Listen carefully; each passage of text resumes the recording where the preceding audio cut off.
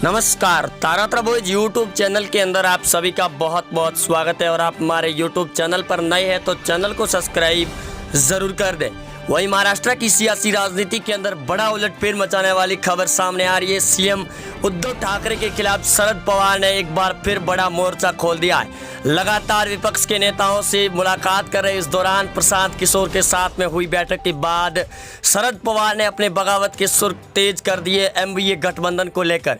दूसरी ओर कांग्रेस के अध्यक्ष नाना पटोले ने भी लगातार बयानों पर बयान दे रहे हैं और उन्होंने ये भी बड़े तौर पर आज भी बयान देते हुए कहा कि कांग्रेस पार्टी अलग से चुनाव लड़ने का फैसला ले चुकी है। एमवीए गठबंधन के अंदर बड़ा भूचाल आने की तैयारी में।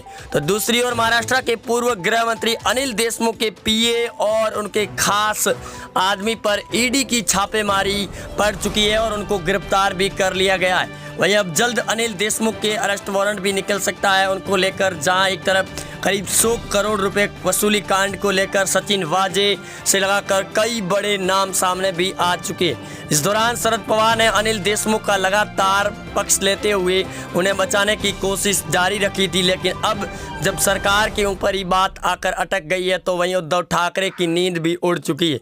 वहीं एमवीए गठबंधन को लेकर एक बड़ी चौंकाने वाली खबर सामने आ रही है। शरद पवार के एमवीए गठबंधन तोड़ने को लेकर, जहां उद्धव ठाकरे की सरकार के करीबन 37 एमएलए एक साथ बीजेपी पार्टी के अंदर जाने का संकट मोचन बयान सामने भी आ रहा है। इस वजह से उद्धव ठाकरे की कुर्सी भी अब डूबती हुई नजर आ रही है। वहीं शरद पवार पहले ही बगावत के सुर तेज कर चुके हैं। कांग्रेस पार्टी ने पहले ही शिवसेना से अपना मुंह मोड़ कर रख दिया है, तो वहीं संजय राउत ने एक बार फिर कांग्रेस पार्टी को लेकर अपना बयान देते हुए कहा कि अगर एमवीए गठबंधन के अंदर आंच आने की भी या फिर हलचलें पैदा करने की कांग्रेस पार्टी ने कोशिश भी की तो उनको उखाड़ कर फेंक दिया जाएगा।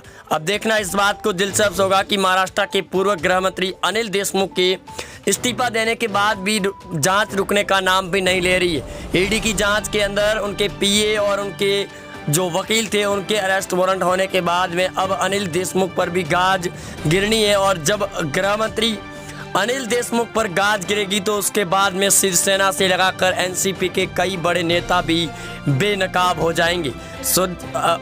संजय राउत लगातार बयानों पर बयान दे रहे थे, वो बयान भी अब खारिज होते हुए नजर आ रहे हैं। यहाँ तक कि महाराष्ट्र के पूर्व सीएम देवेंद्र फडणवीस ने भी अब उद्धव सरकार के खिलाफ में अपना प्रदर्शन तेज कर लिया है।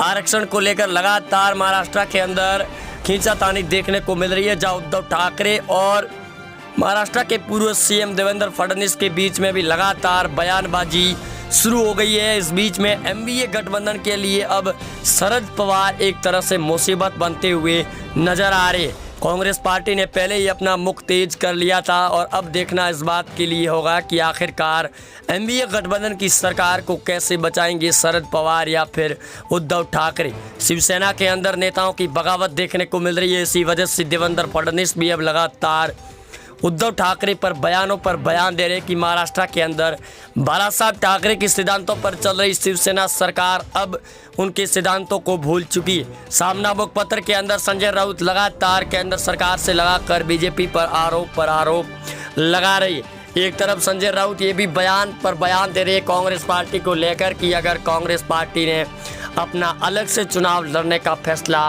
कर दिया है तो उनके लिए अब बड़ी दिलचस्प होगी। अब देखना इस बात को बड़े तौर पर होगा कि सोनिया गांधी और शरद पवार से लगाकर नाना पटोले क्या कुछ नया उलटफेर मचा कर रख दिए हैं महाराष्ट्र की सियासी राजनीति के अंदर, क्योंकि इस राजनीति के अंदर बड़ा भूचाल आना शुरू हो चुका है।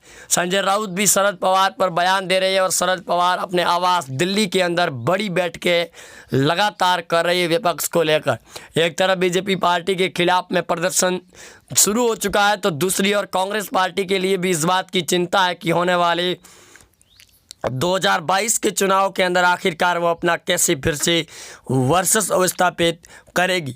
वहीं महाराष्ट्र के बीएमसी और स्थानीय चुनाव को लेकर भी काफ़ी ज़्यादा कांग्रेस पार्टी ने उबाल मचाकर रख दिया है अलग से चुनाव लड़ने के इस फैसले को लेकर।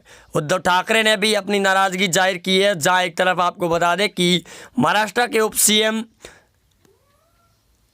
लगातार इस बात को लेकर अजीत पवार भी चिंतित नज़र आ रहे हैं और ये बयान सामने भी आ चुके हैं कि अगर ज़रूरत पड़ी तो अजीत पवार भी बीजेपी पार्टी के अंदर शामिल हो सकते हैं। इसके बाद में कांग्रेस पार्टी और शिवसेना एनडीए गठबंधन की सरकार में खींचातानी शुरू हो चुकी है। कांग्रेस के नेता लगातार उद्धव ठाकरे की सरकार पर आरोप भी लगा रहे हैं कि शिवसेना महाराष्ट्र के अंदर कांग्रेस पार्टी के वर्चस्व को खत्म करने की साजिश रच रही है।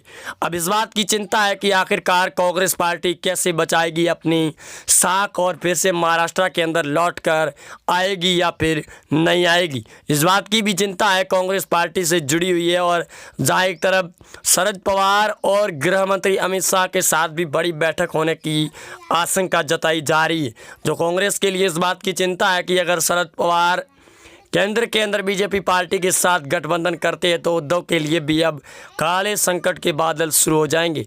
एक तरफ महाराष्ट्र के गृह मंत्री जहां लगातार बयानों पर बयान दे रहे थे, उसके बाद में वसूली कांड, सचिन वाजे और परमवीर सिंह के खुलासों के बाद में महाराष्ट्र के अंदर पूर्व गृह मंत्री अनिल देशमुख को अपने पद से इस्तीफा देना पड़ा था। और अब ईडी की छापेमारी के बाद में अब उनके ऊपर भी तलवार अटकनी शुरू हो चुकी है।